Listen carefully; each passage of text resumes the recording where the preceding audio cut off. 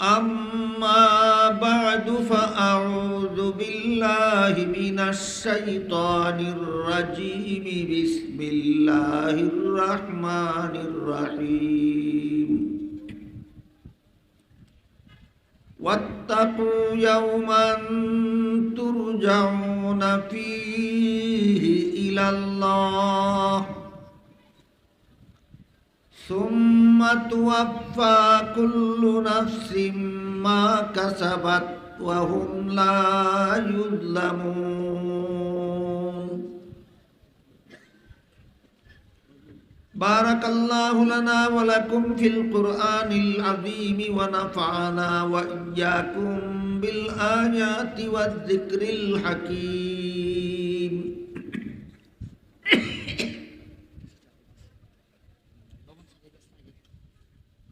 হযরত উলামায়ে কেরাম, মুহতারাম হাজিরিন, এলাকার সর্বস্তরের মুসলমান ভাইয়েরা আমার ও আমার পর্দানিশীন মা ও বোনেরা, আমি আশা করি আপনারা জানেন যে আজকের এই মুবারক সম্মেলনের আয়োজন একটা মাদ্রাসার পক্ষ থেকে করা হয়েছে।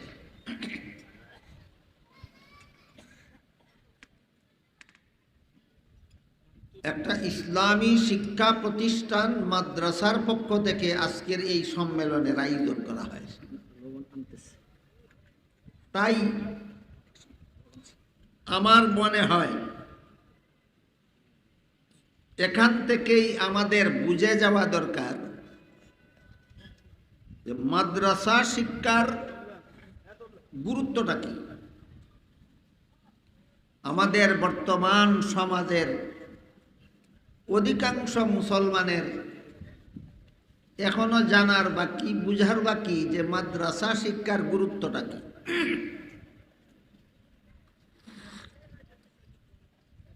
জগতে যত শিক্ষা আছে সমস্ত শিক্ষার উপর মাদ্রাসা শিক্ষা তথা ইসলামী শিক্ষার যতগুলি প্রাধান্য আছে এর মধ্যে একটা মাত্র প্রাধান্য হলো মাদ্রাসা শিক্ষা বা ইসলামী শিক্ষাটা হলো একমাত্র জবাবদিহিতামূলক শিক্ষা। মাদ্রাসা শিক্ষা ছাড়া জগতের আর কোনো শিক্ষার মধ্যে জবাবদিহিতার অনুভূতি নেই। কথাটা বেশি শর্টকাটে বলার কারণে হয়তো অনেকের বুঝতে অসুবিধা হইতে পারে, এজন্য আমি কথাটা একটু খোলাসা করে বলি। আমি যদি দুনিয়াতে কোনো রকমের অপকর্মে লিপ্ত হই, কোনো রকমের গুনার কাজে লিপ্ত হই, কোনো রকমের অপরাধমূলক কাজে লিপ্ত হই, যেমন ধরেন একজনে চুরি করে, একজনে ডাকাতি করে, একজনে খুন খারাপি করে, একজনে সন্ত্রাস করে, একজনে জিনা ব্যভিচার করে, একজনে সুদ খায়, একজনে ঘুষ খায়, একজনে মদ খায়, একজনে গাঞ্জা খায়, একজনে দুর্নীতি করে, একজনে জালিয়াতি করে, করেনি কেউ? আর এই সমস্ত অপকর্ম যারা করে এদেরকে যদি দুনিয়ার কেউ ধরতে না পারে, সবাইকে ধরতে পারে না, অনেকেই ধরতে পারে না, অনেককেই ধরতে পারে না। এই সমস্ত অপকর্মে যদি আমি লিপ্ত হই আর আমাকে যদি দুনিয়ার কেউ ধরতে নাও পারে, তবুও শেষ বিচারের দিন আল্লাহর কাছে কি জবাব দেব, এই অনুভূতি।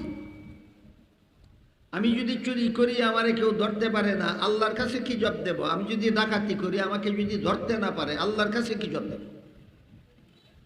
আমি যদি দুর্নীতি করি আমাকে যদি কেউ ধরতে না পারে, তবুও আল্লাহর কাছে কি জবাব দেব? আমি যদি জালিয়াতি করি আমাকে যদি কেউ ধরতে নাও পারে, তবুও আমি আল্লাহর কাছে কি জবাব দেব?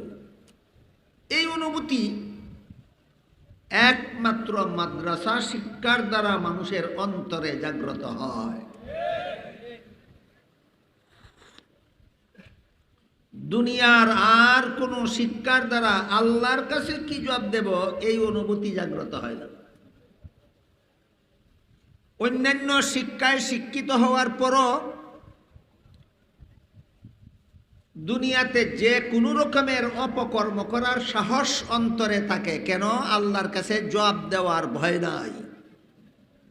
এটাকে জবাবদিহিতামূলক শিক্ষা বলা যায় না। একমাত্র ইসলামী শিক্ষা যারা গ্রহণ করে, মাদ্রাসায় যারা লেখাপড়া করে, কুরআন হাদিসের শিক্ষার সারমর্ম তার অন্তরে ঢুকাইয়া দেওয়া হয়, তার অন্তরে এই অনুভূতি তীব্রভাবে জাগ্রত করে দেওয়া হয় যে আমি যদি দুনিয়াতে অপরাধমূলক কোনো কাজ করি আর দুনিয়ার কেউ যদি আমাকে ধরতে নাও পারে, তবুও শেষ বিচারের দিন আল্লাহর কাছে আমার জবাব দিতে হবে। এই অনুভূতি যার অন্তরে যে পরিমাণ জাগ্রত হয়, সে সকল প্রকার অপকর্ম থেকে সেই পরিমাণ দূরে অবস্থান করে। আল্লাহর কাছে কি জবাব দেব এই অনুভূতি যার অন্তরে যত কম জাগ্রত হবে, সে তত বেশি অপকর্মে বেপরোয়াভাবে লিপ্ত হবে। আমার কথা বুঝা থাকলে বলেন, দুনিয়াতে যত রকমের শিক্ষা আছে, এর মধ্যে আমি দুনিয়াতে অপকর্ম করলে পরকালে আল্লাহর কাছে কি জবাব দিব এই অনুভূতি জাগ্রত হয় কোন কোন শিক্ষার দ্বারা? একমাত্র মাদ্রাসা শিক্ষার দ্বারা, একমাত্র ইসলামী শিক্ষার দ্বারা। কাজেই আল্লাহর কাছে কি জবাব দেব এই ভয় যদি কারো অন্তরে না থাকে, তাহলে এমন লোকটা যত বড় শিক্ষিত হবে তত বড় দুর্নীতিবাজ হতে বাধ্য হবে। আল্লাহর কাছে কি জবাব দেব এই ভয় অন্তরে না থাকলে, যদি উচ্চ শিক্ষিত হয় তাহলে খুব বড় দুর্নীতিবাজ হবে। মধ্যম ধরনের শিক্ষিত হয় অথচ আল্লাহর কাছে জবাব দেওয়ার ভয় নাই, মধ্যম ধরনের দুর্নীতিবাজ হবে। আল্লাহর কাছে জবাব দেওয়ার ভয় যার অন্তরে নাই, সে যদি নিম্ন স্তরের শিক্ষায় শিক্ষিত হয়, সে নিম্ন স্তরের দুর্নীতিবাজ হবে। আমার কথা বুঝে থাকলে বলুন, শিক্ষিত হলে দুর্নীতিবাজ হবে কেন? আল্লাহর কাছে জবাব দেওয়ার ভয় নাই। শিক্ষিত হলে দুর্নীতিবাজ হবে কেন? আল্লাহর কাছে জবাব দেওয়ার ভয় নাই। আমি মনে হয় এখনো খুব ক্লিয়ারলি আপনাদেরকে বুঝাইতে পারছি না। আরো পরিষ্কার করে বোঝাবার জন্য আমার জীবনের একটা ঘটনা আপনাদেরকে বলি। প্রায় 40 বছর আগের ঘটনা, এই ব্রাহ্মণবাড়িয়া রেল স্টেশনের ঘটনা। আনুমানিক 40 বছর আগে ব্রাহ্মণবাড়িয়া এলাকায় একটা মাহফিল শেষে রেলে বাড়ি যাওয়ার জন্য আমি রেল স্টেশনে গেলাম। গিয়া দেখি গাড়ি ছেড়ে দেয়, টিকিট নেওয়ার সুযোগ নেই। কাজেই টিকিট ছাড়াই আমি রেলগাড়িতে উঠলাম। রেলগাড়িতে কেউ যদি বিনা টিকিটে চড়ে, তাহলে তার কাছ থেকে ভাড়া নিয়ে তাকে টিকিট বানিয়ে দেওয়ার জন্য সরকারের পক্ষ থেকে বেতনভোগী কোনো কর্মচারী থাকে কিনা? ওই সময় তারে টিটি বলা হইতো, আজকাল কি বলা হয় তাও আমি জানি না। আমি রেলগাড়িতে উঠেই টিটি সাহেবকে বললাম, টিটি সাহেব, আমি রেল স্টেশনে পৌঁছা মাত্র গাড়ি ছেড়ে দেয়, টিকিট নিতে পারছি না, আপনি আমাকে একটা টিকিট বানিয়ে দেন আর যা ভাড়া হয় আমার কাছ থেকে নিয়ে যান। ইনি খুব গরম সুরে আমারে কইলেন, টিকিট বানিয়ে দেওয়া যাবে না। ধমক দিয়েই কইলেন টিকিট বানিয়ে দেওয়া যাবে না। আমি বললাম, সরকার আপনাকে বেতন দেয় শুধু আমাদেরকে টিকিট বানিয়ে দেওয়ার জন্য। সরকারের বাপের বাড়ির সম্পত্তি বেচা না, জনগণের পয়সা দিয়ে আপনাকে বেতন দেয়। এই কথাটাও আপনাদের সকলের জানা থাকা দরকার। যত হাজার হাজার লক্ষ লক্ষ সরকারি কর্মচারীকে সরকার যত কোটি কোটি টাকা বেতন দেয়, কার টাকা? জনগণের টাকা। আমাদের টাকা দিয়া সরকারে তোমারে বেতন দেয় আমারে টিকিট বানিয়ে দেওয়ার জন্য। আমাকে টিকিট বানিয়ে দেওয়া যাবে না কেন? বেতন কেন খাও? তখন কয় টিকিট বানাইয়া দিলে শুধু ভাড়া দিলে হবে না, বিনা টিকিটে রেলগাড়িতে চড়ার জরিমানাও দিতে হবে। এটা অবশ্য আইনসঙ্গত কথা। বিনা টিকিটে রেলগাড়িতে চড়লে শুধু টিকিট বা উচিত ভাড়া দিলে হবে না, বিনা টিকিটে রেল চড়ার জরিমানাও দিতে হয়। আমি বললাম ঠিক আছে, আমি ভাড়াও দেব, জরিমানাও দেব, আমাকে টিকিট বানিয়ে দেব। যখন আমি বললাম ভাড়াও দেব জরিমানাও দেব, তখন আগে যে গরম ভাষায় বলছিল টিকিট বানাইয়া দেওয়া যাবে না, এখন নরম ভাষায় কয় হুজুর আপনার জরিমানাও লাগবে না, ভাড়াও সবটা লাগবে না, শুধু টিকিট ছাড়া যা মনে চায় আমাকে দিয়ে দেন। কি ছাড়া? টিকিট ছাড়া। কাহিনী বুঝে থাকতে বলুন, টিকিট ছাড়া যদি আমি তারে 10টা টাকাও দিই, সরকারের তহবিলও যাইব না তার পকেটও থাকবে? নীতি না দুর্নীতি? এই লোকটা অশিক্ষিত বলে দুর্নীতিবাজ, না শিক্ষিত দুর্নীতিবাজ? সরকারে তার চাকরি দিছে অশিক্ষিত হওয়ার কারণে না শিক্ষিত? তাহলে এবার বলুন তো, শিক্ষিত লোকটা দুর্নীতিবাজ হয় কেন? শিক্ষার অভাবে না শেষ বিচারের ভয়ের অভাবে? দুনিয়ার আর কোনো শিক্ষার মধ্যে শেষ বিচারের ভয় নাই, একমাত্র মাদ্রাসা শিক্ষা মানুষের অন্তরে শেষ বিচারের ভয় জাগ্রত করে দেয়, যে কারণে এই লোকটা জীবনে আর কোনোদিন দুর্নীতি করার সাহস করতে পারে না। এই জন্য বলেছিলাম, শেষ বিচারের ভয় যাদের অন্তরে নাই, এরা যত বড় শিক্ষিত হবে তত বড় দুর্নীতিবাজ। আজ থেকে 40 বছর আগে আমি একজন শিক্ষিত দুর্নীতিবাজ পাইছিলাম আমাদের বাংলাদেশে। বর্তমান বাংলাদেশে কোনো শিক্ষিত দুর্নীতিবাজ নাই।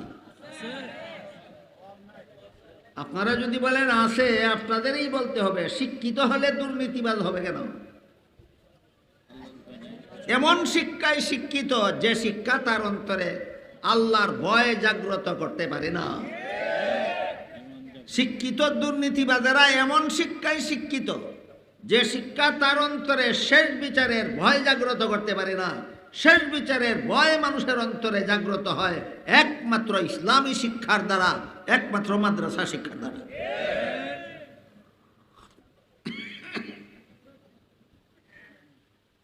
এই ব্যাপারে আমি আপনাদের ইসলামের স্বর্ণযুগের ইতিহাস থেকে 2-1টা ঘটনা শুনাই। হযরত ইউসুফ আলাইহিস সালামের সাথে জুলেখার কেলেঙ্কারির ঘটনা কম বেশি সবাই জানেন। জুলেখা হযরত ইউসুফ আলাইহিস সালামের প্রেমে পাগল ছিল। সেই প্রেমটা কি উভয় পক্ষে ছিল না একতরফা? হ্যাঁ, তাইলে আপনারা জানেন বিষয়টা ঠিক মতো। প্রেমটা উভয় পক্ষে ছিল না, প্রেমটা ছিল একতরফা। জুলেখা ইউসুফের প্রেমে পাগল, অথচ ইউসুফ জুলেখার দিকে ফিরেও তাকান না। এমত অবস্থায় ইউসুফকে কিভাবে বশে আনা যায়, ইউসুফকে কিভাবে কাবু করা যায়, এই চিন্তা করে জুলেখা একটা ফন্দি করলো, একটা কৌশল অবলম্বন করল। সেটা হলো একটা খাস কামরা রাজকীয়ভাবে সাজাইল। প্রধানমন্ত্রীর স্ত্রী ছিল তো জুলেখা, মিশরের প্রধানমন্ত্রীর স্ত্রী ছিল জুলেখা। এই জন্য রাজকীয়ভাবে একটা খাস কামরা সাজাইল। আর সেই খাস কামরার ভিতরে হযরত ইউসুফ আলাইহিস সালামকে নিয়ে গেল। যেই কামরার ভিতরে হযরত ইউসুফ এবং জুলেখা দুইজন ছাড়া দুনিয়ার কোনো তৃতীয় কোনো মানুষ ছিল না। ইউসুফ আলাইহিস সালাম কামরার ভিতরে ঢুকিয়া দেখলেন কামরার এক পাশে কোনো একটা কিছু পর্দা দিয়া ঢাকা। পর্দার আড়ালে কি আছে তো আর দেখা যায় না। ইউসুফ শুধু দেখলেন কামরার এক পাশে কোনো একটা কিছু পর্দা দিয়া ঢাকা। ইউসুফ আলাইহিস সালাম জুলেখাকে জিজ্ঞাসা করলেন, এই কামরার এক পাশে তুমি পর্দা দিয়া কি ঢাকা রাখছো? জুলেখা বলে, আমি যেই মূর্তিটার পূজা করি এই মূর্তিটা ঢাকা রাখছি।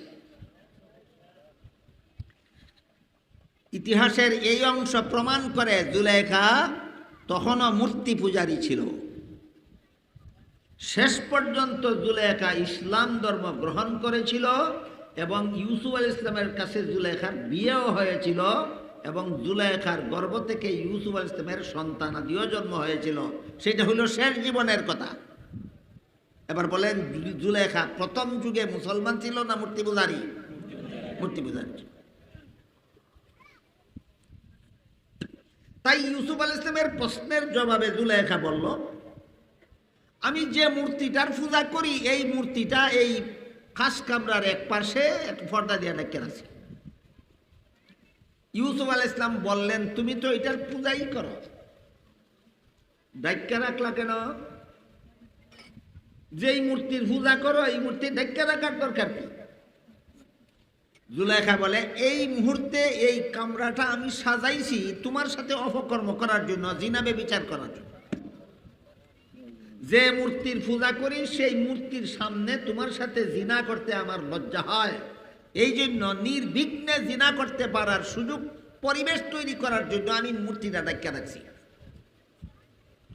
এই কথা শুনে ইউসুফ আলাইহিস সালাম জুলেখাকে জিজ্ঞাসা করলেন, আমার সাথে তুমি জিনা করবা এই মূর্তি ঢাকা রাখছো? না ঢাকা জিনা করলে কি মূর্তি দেখবে? ইউসুফ আলাইহিস সালাম জিজ্ঞাসা করলেন জুলেখারে, আমার সাথে তুমি জিনা করার জন্য মূর্তিটা ঢাকা রাখছো, না ঢাকা যদি আমার সাথে জিনা করো তাইলে মূর্তি কি দেখবে নাকি? জুলেখা বলে, না, না ডাকলেও দেখবে না।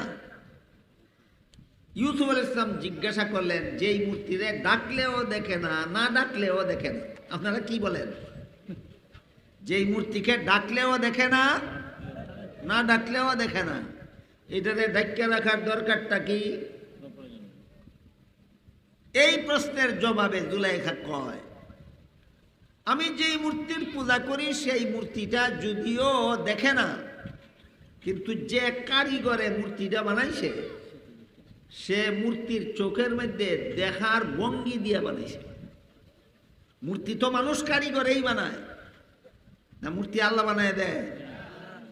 মূর্তি তো মানুষ কারিগরেই বানায়। যে কারিগরে আমার পূজার মূর্তিটা বানাইছে তার চোখের মধ্যে দেখার ভঙ্গি দিয়ে বানাইছে। এই ভঙ্গিটার কারণেই আমার লজ্জা হয়। তখন ইউসুফ আলাইহিস সালাম বললেন, তোর পূজার মূর্তির চোখের মধ্যে শুধু দেখার ভঙ্গি আছে, আসলে দেখে না। তারপরও যদি এর সামনে আমার সাথে জিনা করতে তোর লজ্জা হয়, আমার আল্লাহ যে আসলেই দেখে, সেই আল্লাহর সামনে কোন সাহসে তোর সাথে জিনা করব? করলে আমি শেষ বিচারের দিন আল্লাহর কাছে কি জবাব দেব?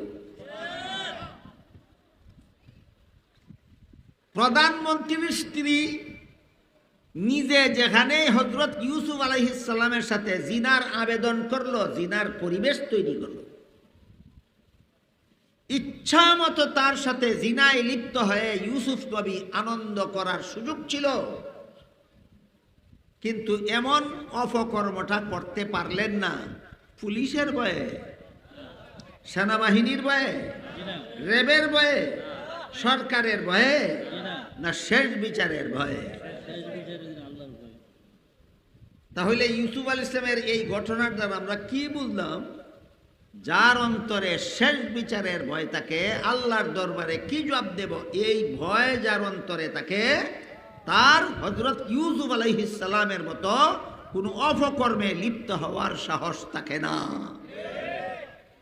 আর এই ভয় মানুষের অন্তরে জাগ্রত হয় প্রাইমারি স্কুলের শিক্ষার দ্বারা, হাই স্কুলের শিক্ষার দ্বারা, কলেজ ভার্সিটির শিক্ষার দ্বারা, না একমাত্র মাদ্রাসা শিক্ষার দ্বারা, একমাত্র মাদ্রাসা শিক্ষার দ্বারা। কাজেই মাদ্রাসা শিক্ষার এই যে প্রতিক্রিয়া, মাদ্রাসা শিক্ষার এই যে অ্যাকশন, মাদ্রাসা শিক্ষার এই যে তাআসসুর, এইটা যার অন্তরে সৃষ্টি হইয়া যায়, মাদ্রাসা শিক্ষার পরশে যার অন্তরে শেষ বিচারের ভয় জাগ্রত হইয়া যায়, সে ব্যক্তি জীবনেও দুর্নীতিবাজ হতে পারে না, পারিবারিক জীবনেও দুর্নীতিবাজ হতে পারে না, সামাজিক জীবনেও দুর্নীতিবাজ হতে পারে না, রাষ্ট্রীয় জীবনেও দুর্নীতিবাজ হতে পারে না, আন্তর্জাতিক জীবনেও দুর্নীতিবাজ হতে পারে না। এক কথায় জীবনের যত স্তর আছে প্রতিটি স্তরে দুর্নীতিমুক্ত জীবন গড়ার জন্য মাদ্রাসা শিক্ষার কোনো বিকল্প নাই। দুর্নীতিমুক্ত জীবন গড়ার জন্য মাদ্রাসা শিক্ষার কোনো বিকল্প নাই। এই মাদ্রাসা শিক্ষায় যারা সরাসরি শিক্ষিত, যাদেরকে আমরা আলেম বলে থাকি, উলামায়ে কেরাম বলে থাকি, তারা তো উস্তাদের কাছে কোরআন হাদিস যখন শিখেন তখনই তাদের অন্তরে শেষ বিচারের দিন আল্লাহর কাছে কি জবাব দেব এই ভয় জাগ্রত হয়ে যায়। কিন্তু যারা সরাসরি মাদ্রাসায় ভর্তি হয়ে লেখাপড়া করার সুযোগ পান না, আমাদের সমাজের আমার তো মনে হয় প্রতি লাখ মুসলমানদের মধ্যে মাত্র 2-1 মুসলমান ওই মাদ্রাসায় ভর্তি হয়ে লেখাপড়ার সুযোগ পায়, আর বাদ বাকি কেউই মাদ্রাসায় ভর্তি হইয়া লেখাপড়া করার সুযোগ পায় না। কেউ জীবনভর গৃহস্থী নিয়ে ব্যস্ত থাকে, কেউ জীবনভর ব্যবসা নিয়ে ব্যস্ত থাকে, কেউ জীবনভর চাকুরি নিয়ে ব্যস্ত থাকে, কেউ প্রায় অর্ধেক জীবন পর্যন্ত স্কুল কলেজের লেখাপড়া নিয়ে ব্যস্ত থাকে।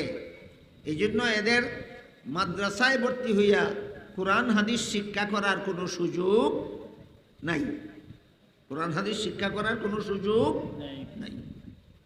কিন্তু এক হাদিসে রাসূল করিম সাল্লাল্লাহু আলাইহি ওয়াসাল্লাম বলে দিয়েছেন, তুমি যদি আলেম হতে না পারো অথবা আলেমের ছাত্রও হতে না পারো, তাহলে আলেমদের কথা মনোযোগে শুনো এবং তাদের কথা মতো জীবনযাপন করো।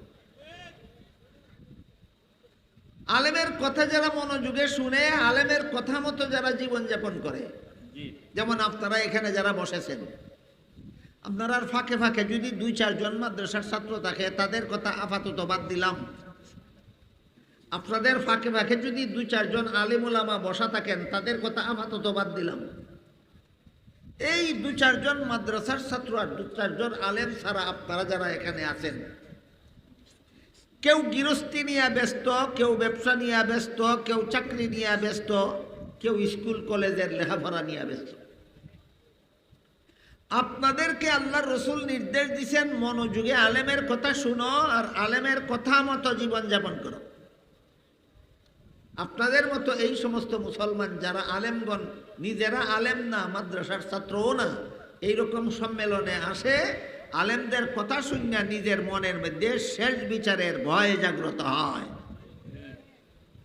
আলেমদের অন্তরে শেষ বিচারের ভয় জাগ্রত হয় কোরআন হাদিস শিক্ষা করার সময়, আর যারা আলেম না তাদের অন্তরে শেষ বিচারের ভয় জাগ্রত হয় আলেমদের কথা শোনার সময়। কাজেই আলেমগণের অন্তর সরাসরি কোরআন শিক্ষার আলোতে আলোকিত, আলেমগণের অন্তর সরাসরি কোরআন শিক্ষার আলোতে আলোকিত। আর যারা আলেম না কিন্তু আলেমের কথা শুনিয়া ওয়াজ মাহফিলে আইসা আলেমদের বয়ান শুনিয়া মনের মধ্যে ভয় জাগলো, আমি অপকর্ম করলে দুনিয়াতে আল্লাহর কাছে কি জবাব দেব, এরা সরাসরি কোরআন শিক্ষায় শিক্ষিত না হলেও এদের অন্তর কোরআন শিক্ষার আলোতে আলোকিত হয়ে যায়। সারা দুনিয়ার সমস্ত মানুষের মধ্যে 2 দল মানুষের অন্তর আলোকিত, আর বাকি সব মানুষের অন্তর অন্ধকার। এই ব্যাপারটা আমি একটু ক্লিয়ারলি আপনাদের বলতে চাই। অন্তর আলোকিত বলতে কি বোঝায় আর অন্তর অন্ধকার বলতে কি বোঝায়? যে দুই দল মানুষের অন্তর আলোকিত, এরা কারা, কিভাবে আলোকিত হইল? আর বাকি মানুষের অন্তর যে অন্ধকার, এরা কারা, এদের অন্তর অন্ধকার কিভাবে হলো? মাদ্রাসায় লেখাপড়া করে যারা আলেম হন, তাদের অন্তরে শেষ বিচারের ভয় জাগ্রত হয় ছাত্র জীবনেই। কোন সময়? ছাত্র জীবনে। কিন্তু যারা মাদ্রাসায় ভর্তি হওয়ার সুযোগ নাই, সংসারের কাজকর্ম নিয়ে ব্যস্ত থাকার কারণে, তারা ইসলামী সম্মেলনে আসেন, মাহফিলে আসেন, আলেমগণের কথা শুনে তাদের অন্তরেও এই ভয় জাগ্রত হয় যে আমি দুনিয়াতে অপকর্ম করলে শেষ বিচারের দিন আল্লাহর কাছে কি করতে। কাজেই যারা কোরআন শিক্ষায় শিক্ষিত, তাদের অন্তর যেভাবে আলোকিত, যারা কোরআন শিক্ষায় শিক্ষিত নয় কিন্তু আলেমগণের কথা শুনে শেষ বিচারের ভয় অন্তরে রাখেন, তাদের অন্তরটাও আলোকিত। বুঝে থাকলে বলেন তো, কত দল মানুষের অন্তর আলোকিত? দুই দল, একদল আলেমগণ আর একদল যারা আলেমগণের কথা মতো জীবন গড়ে। একদল আলেমগণ আর আরেকদল যারা আলেমগণের কথা মতো জীবন গড়ে। আপনারা যারা আলেম না, ওয়াজ মাহফিল শুনতেছেন, বৎসরের পর বৎসর জীবন ভর ওয়াজ শুনতেছেন উলামায়ে কেরাম বুজুর্গানে দ্বীনের মুখ থেকে, এই পর্যন্ত ওয়াজ শুনতে শুনতে কার অন্তর কি পরিমাণ আলোকিত হইল আর কার অন্তর কি পরিমাণ অন্ধকার রইল, এটা বোঝার জন্য আমি একটা সার্ভে রিপোর্ট আপনাদের সামনে তুলে ধরি। আপনি একা একা নিরিবিলি আপনার মনকে জিজ্ঞাসা করুন, তুমি কি চুরি করার সাহস করো, না শেষ বিচারের ভয়ে তোমার অন্তরে চুরির সাহস নাই? তুমি ডাকাতি করার সাহস করো, না শেষ বিচারের ভয়ে ডাকাতির সাহস নাই? তুমি জিনার সাহস করো, না শেষ বিচারের ভয়ে তোমার জিনার সাহস নাই? তুমি সুদ খাও কিনা, ঘুষ খাও কিনা, নাকি শেষ বিচারের ভয়ে তোমার সুদ খাওয়ার সাহস নাই, ঘুষ খাওয়ার সাহস নাই? তুমি দুর্নীতি করো, নাকি শেষ বিচারের ভয়ে তোমার অন্তরে দুর্নীতির সাহস নাই? তুমি জালিয়াতি করো, না শেষ বিচারের দিন আল্লাহর কাছে কি জবাব দেব এই ভয়ে তোমার জালিয়াতি করার সাহস নাই? তুমি কোনো অপকর্মে লিপ্ত, না শেষ বিচারের দিন আল্লাহর কাছে কি জবাব দেব এই ভয়ে তোমার কোনো অপকর্ম করার সাহস নাই? যদি অন্তর দ্বারা অন্তরের মধ্যে এই জিনিসটা পাওয়া যায় যে আমার কোনো অপকর্ম করার সাহস নাই, কেন? শেষ বিচারের দিন আল্লাহর কাছে কি জবাব দেব এই ভয়ের কারণে, আল্লাহর কসম, আপনি কোরআন শিক্ষায় শিক্ষিত না হতে পারেন, আপনার অন্তর কোরআন শিক্ষার আলোতে আলোকিত। সর্বস্তরের মানুষের অন্তরকে কোরআন শিক্ষার আলোতে আলোকিত করার জন্য মাদ্রাসার পক্ষ থেকে এই সম্মেলনগুলি করা হয়। আজকে বুঝলেন কিনা সম্মেলনে আপনাদেরকে কেন আমন্ত্রণ করা হয়? আপনাদের অন্তর যেন অন্ধকার না থাকে, আপনাদের অন্তর যেন কোরআন শিক্ষার আলোতে আলোকিত হয়ে যায়। আলেমগণের অন্তর কোরআন শিক্ষার আলোতে আলোকিত, আর আলেমগণের কথা মতো যারা জীবনযাপন করে, এরা আলেম না হলেও এদের অন্তর কোরআন শিক্ষার আলোতে আলোকিত। গেল দুই দল। আর যারা না কোরআন শিখে, না আলেমের কথা মতো চলে, না কোরআন শিখে, না আলেমের কথা মতো চলে, ওই টিটি সাহেবের মতো অনেক কিছু শিখে কিন্তু তার অন্তরে শেষ বিচারের ভয় লাগে না। দুর্নীতি করতে কোনো ভয় লাগে না তার, জালিয়াতি করতে কোনো ভয় লাগে না তার, কোনো রকমের অপকর্মে লিপ্ত হতে তার অন্তরে কোনো ভয় জাগ্রত হয় না। আমার কথা বুঝে থাকলে বলুন, এই ধরনের লোকদের অন্তর আলোকিত না অন্ধকার?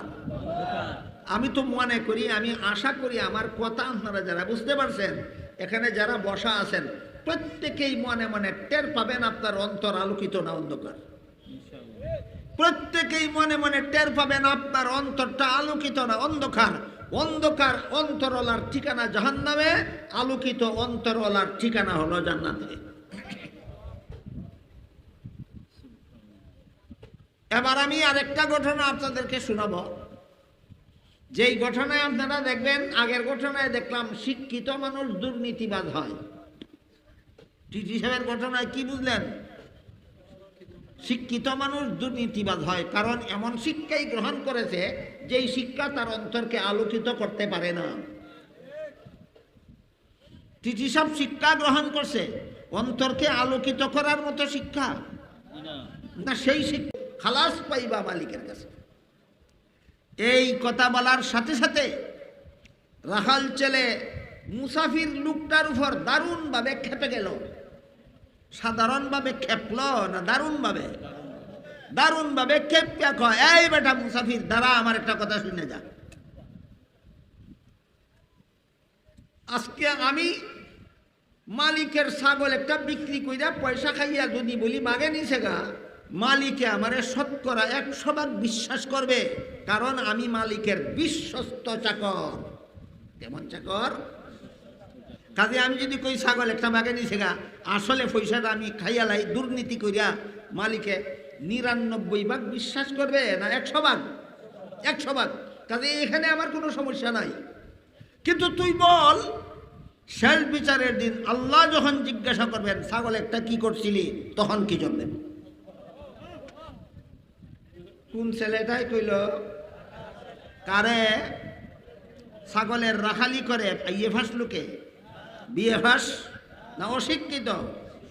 আপনারা আমার কথা বুঝে থাকলে বলেন, এই অশিক্ষিত রাখাল ছেলের অন্তরটা অন্ধকার না আলোকিত? কোন শিক্ষার পরশ পাইয়া? কুরআন শিক্ষার পরশ পাইয়া অশিক্ষিত লোকের অন্তর আলোকিত হয়ে গেছে। ঠিক তেমনি ভাবে আমাদের সমাজের সর্বস্তরের মুসলমান যারা মাদ্রাসায় লেখাপড়া করার সুযোগ পায় না, যারা মাদ্রাসায় ভর্তি হওয়ার সুযোগ পায় না, যারা মাদ্রাসায় কুরআন হাদিস শিক্ষা আলেম হওয়ার সুযোগ পায় না, তাদের অন্তরটাও যেন সেই খলিফা উমরের দেশের রাখাল ছেলের, অশিক্ষিত রাখাল ছেলের অন্তরের মতো যেন সর্বস্তরের জনগণের অন্তর আলোকিত হয়ে যায়, এই উদ্দেশ্যে মাদ্রাসার সম্মেলনগুলি করা হয়।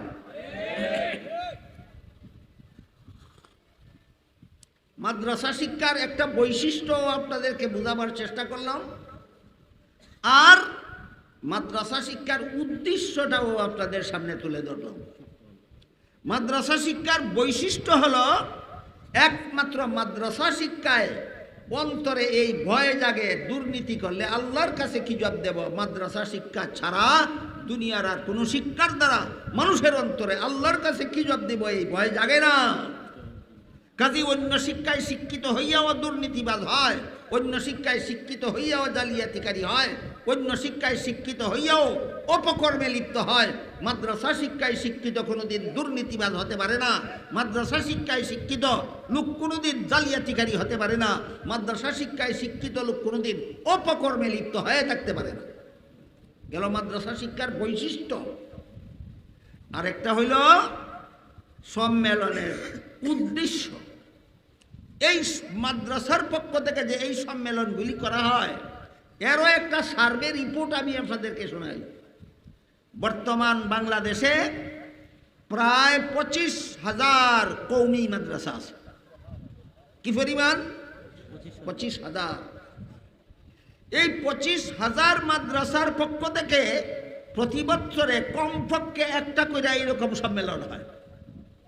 মাদ্রাসার সংখ্যা যদি 25,000 হয়, আর প্রত্যেক মাদ্রাসার পক্ষ থেকে একটা করে সম্মেলন যদি বছরে হয়, তাইলে বাংলাদেশের প্রতি বছরে শুধুমাত্র কওমি মাদ্রাসাগুলির পক্ষ থেকে কত হাজার সম্মেলন হয়?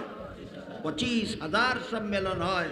উদ্দেশ্য, আমার দেশের সর্বস্তরের মুসলমানের অন্তর যেন কুরআন শিক্ষার আলোতে আলোকিত হয়ে যায়। আপনাদেরকে কেন দাওয়াত করে আনা হইল, কেন সম্মেলনের আয়োজন করা হইল, কোন উদ্দেশ্যে আপনারা আসলেন এখানে, আর এখান থেকে কি নিয়ে যাবেন, দেখুন তো এই সম্মেলনের উদ্দেশ্যের মধ্যে নিহিত আছে কিনা। মাদ্রাসার পক্ষ থেকে এই সম্মেলনের আয়োজন করা হয়েছে আপনাদের অন্তরটাকে খলিফা উমরের দেশের অশিক্ষিত রাখাল ছেলের অন্তরের মতো আলোকিত করে দেওয়ার জন্য। আপনারা এই সম্মেলনে যোগদান করেছেন খলিফা উমরের দেশের একটা রাখাল ছেলে, অশিক্ষিত রাখাল ছেলের অন্তরের মতো আপনাদের অন্তরকে আলোকিত করার জন্য। আমি আল্লাহর কাছে দোয়া করি, আল্লাহ আমার সমাজের সমস্ত মুসলমানের অন্তরকে খলিফা উমরের দেশের রাখাল ছেলের অন্তরের মতো আল্লাহ আলোকিত করে দিন। ওয়া আখিরু দাওয়ানা আনিল হামদুলিল্লাহি রাব্বিল আলামিন ওয়া সাল্লাল্লাহু তাআলা আলা খাইরি খালকিহি মুহাম্মাদিন ওয়া আলিহি ওয়া আসহাবিহি আজমাইন।